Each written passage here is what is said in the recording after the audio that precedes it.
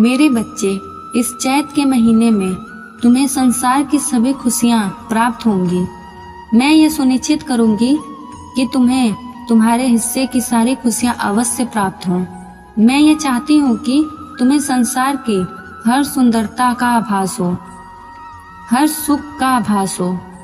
मैंने ये देखा है कि तुमने अभी तक संसार की असल सुंदरता का अनुभव किया ही नहीं है। ऊपरी तौर से देखने पर जीवन परेशानियों से भरपूर दिखाई पड़ता है, किंतु ध्यान से इस जीवन की अनुभूति करने पर इस जीवन की सुंदरता का पता चलता है। जीवन की सुंदरता के बारे में ना तो पढ़ा जा सकता है, ना ही लिखा जा सकता है और ना ही इसे सुना जा सकता है। जीवन की असल सुंदरता का आभास तो केवल उसे ही जिक्र के ही किया जा सकता है। तुम्हारे जीवन का कोई भी एक हिस्सा उसकी सुंदरता को नहीं दर्शा सकता है। तुम्हारा संपूर्ण जीवन ही उसकी सुंदरता को दर्शाता है। मेरे बच्चे, जीवन को उसी पूर्णता से जीने पर ही तुम्हें उसकी असल सुंदरता का आभास होगा। मेरे बच्चे, तुम्हारे जीवन में तुम्हें अनेक परेशानियों का सामना करना पड़ा होगा। तुमने उन परेशानियों से लड़ने के लिए अपनी क्षमता को भी बढ़ाया होगा।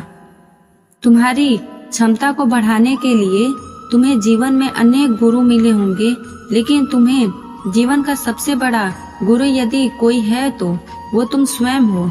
तुम्हारा जीवन ही तुम्हें सब कुछ सिखा सकता है, जो तुम्हें कोई और गुरु कभी भी नहीं सिखा सकता है।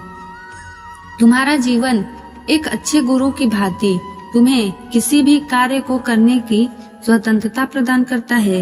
यदि तुम उस कार्य को सही तरीके से कर लेते हो तो वह तुम्हें उसका इनाम भी देता है।